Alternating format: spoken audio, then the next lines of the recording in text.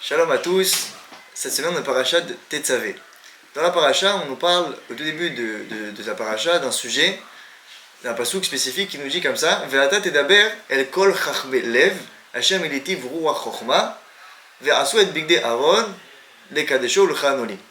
C'est un pasouk qui vient nous dire, c'est Akadosh Baruch Hu qui donne l'ordonnance à Moshe Rabbeinu de définir, de choisir des chachme lev, des sages du cœur, qui auront la responsabilité de fabriquer les vêtements des Kohanim. Maintenant, on se pose la question, pourquoi particulièrement on a besoin de ce type de personnes, des Chachmelev, les sages du cœur, pour pouvoir fabriquer les vêtements des Kohanim. On pourrait prendre n'importe quel couturier, aussi doué qu'il soit. Le maître du monde n'est pas limité par les moyens, il sait qui est doué, qui ne l'est pas, et qui est le meilleur dans son domaine. Mais non, Akadosh Baruch Hu, le maître du monde, nous dit c'est particulièrement les Chachmelev, les sages du cœur. Alors on pourrait comprendre effectivement qu'il y a quelque chose de particulier dans les vêtements des Kohanim. C'est pour cela qu'il y a besoin de personnes particulières. Maintenant, quelles sont ces personnes particulières? Comment on explique les sages du cœur? Qui sont ces personnes? Alors pour comprendre ça, il faut voir un autre exemple. Okay, le Tanakh est grand, il faut voir un autre exemple où est-ce qu'on trouve cette expression, les Chacham Lev, le sage du cœur.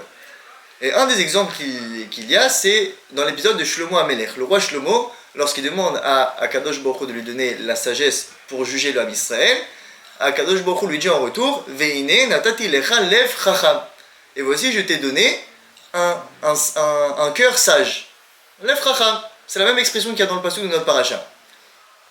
Et donc là-bas, c'était pour but de juger le Ham Israël lorsqu'il y avait des litiges.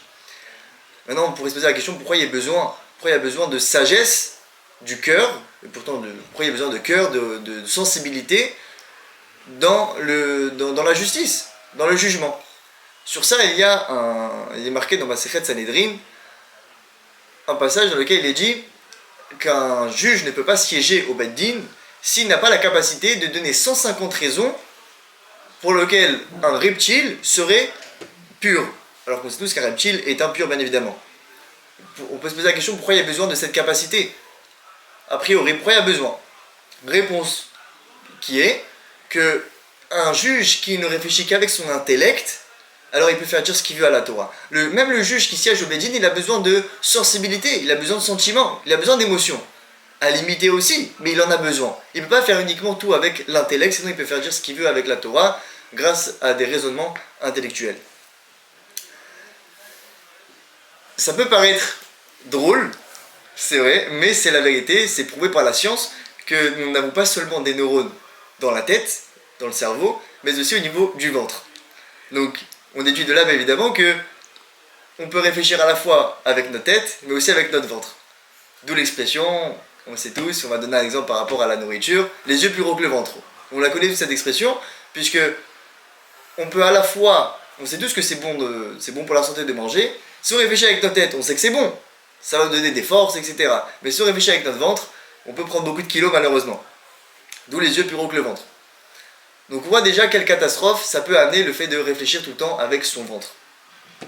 Et là on voit dans la Torah un épisode avec Bilham Aracha, Bilham le méchant, lorsque sous l'ordre de Balak, il a voulu maudire le Ham Israël. Au final, après plusieurs tentatives, qu'est-ce qu'il a fait? Il a amené les filles de Midian dans le camp du peuple juif pour les faire fauter. L'intention de ça était claire, que le Ham Israël ne réfléchisse pas avec leur tête, mais avec leur ventre. L'intention, bien évidemment, dès qu'il y a derrière, avec leurs pulsions, avec leurs émotions. C'est ça que l'intention qu'il avait Bilham. Tout le but d'exterminer, la mission de Bilham d'exterminer le Ham Israël passait par là. Il voulait que le Ham Israël réfléchisse avec leur ventre. Et c'est ça qui, évidemment, a amené la catastrophe là-bas. Pour finir, le commentateur du Malbim, il nous donne cette différence de manière très claire entre le sage et le sage du cœur. Et il dit quelque chose de très important. Il dit que le sage, c'est comme on l'a dit, une personne qui réfléchit uniquement avec son intellect sans avoir d'émotion et de sensibilité. Alors que le sage du cœur, lui, il a ce qu'on appelle la Hirat Shamayim. Il a en plus de ça la Hirat Shamayim, la crainte du ciel. La crainte du ciel. C'est ce qui fait que non seulement il réfléchit avec sa tête, c'est une personne c'est un intellectuel, mais aussi il fait le Retzon Hashem, la volonté, ce qu'on appelle la volonté d'Akadosh Baruch Hu, la volonté d'Hashem. Et c'est pour ça que le Passouk nous dit qu'on a besoin de ces personnes, justement, pour faire les vêtements des Kohanim. Parce qu'ils n'ont pas seulement une sagesse, mais ils ont aussi la crainte du ciel, et ils ont la capacité de faire la volonté d'Hachem. Et leur esthétisme et leurs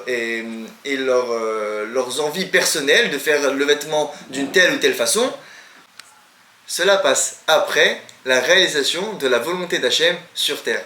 Shabbat Shalom.